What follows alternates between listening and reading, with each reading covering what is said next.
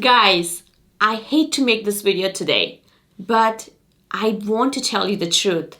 Why you should not choose South Florida as your hometown.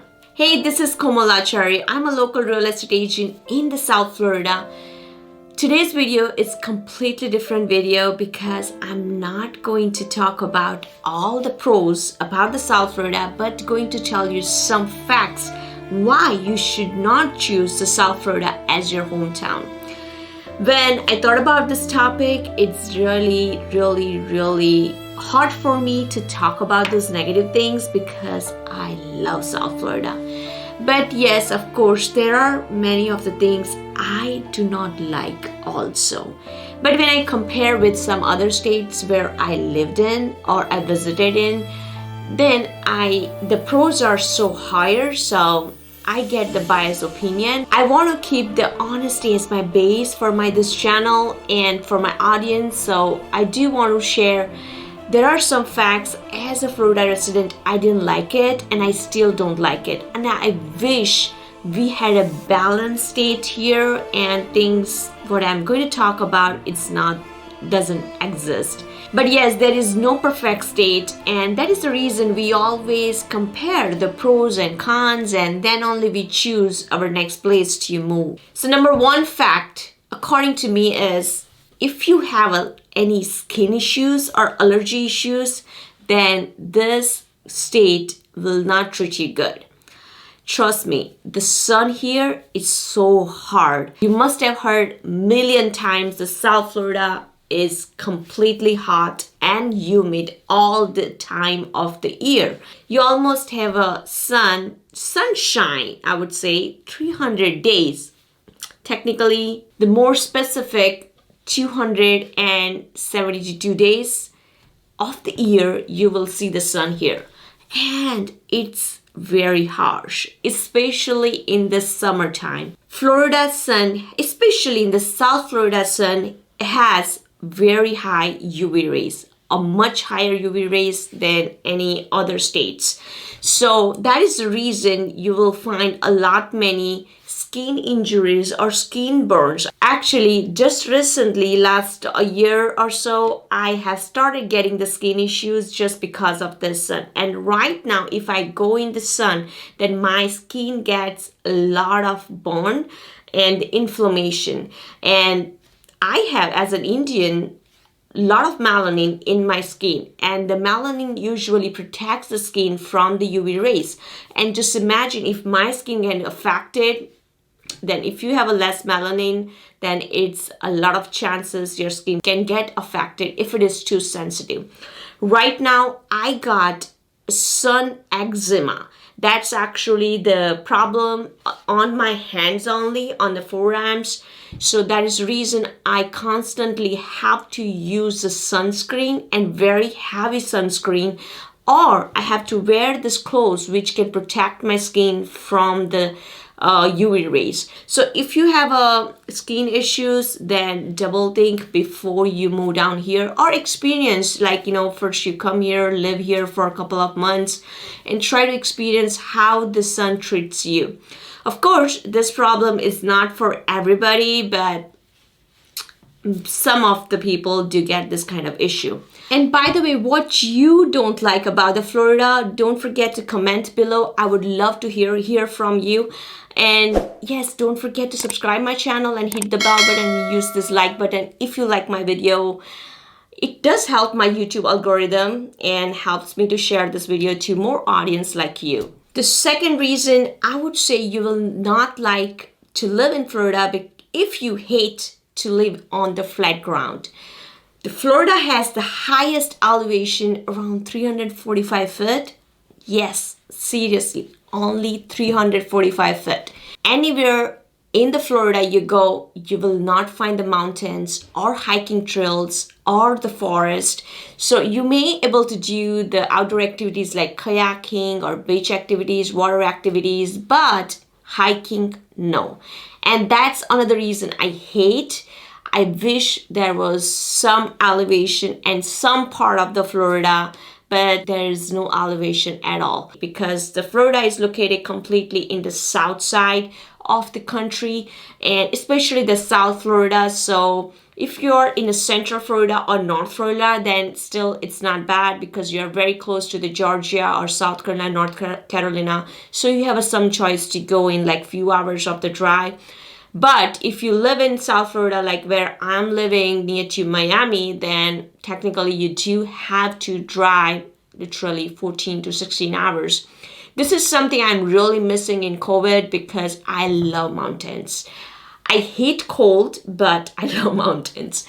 The third thing, you may hate to live in the South Florida if you hate to live in hot.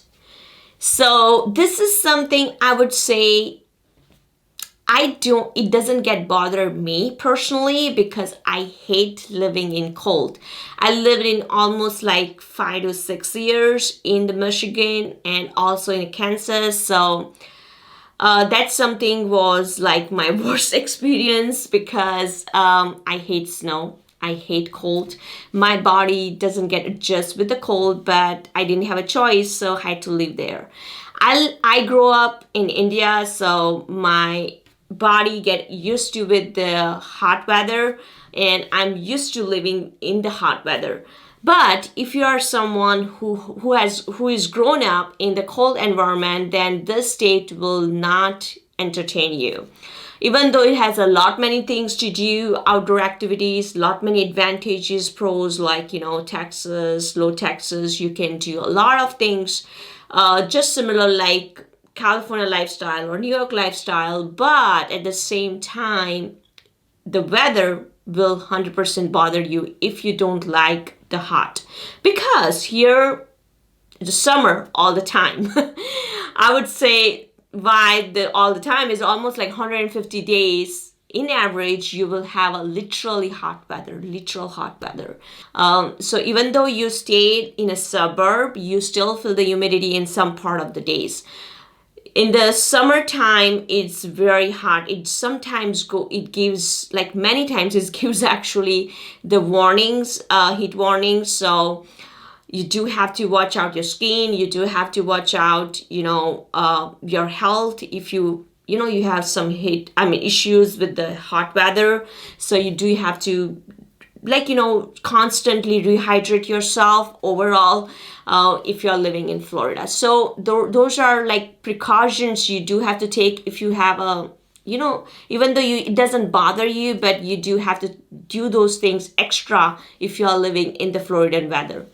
Another important point I want to mention is if you don't like animal creatures, then don't move here. This point is actually very subjective.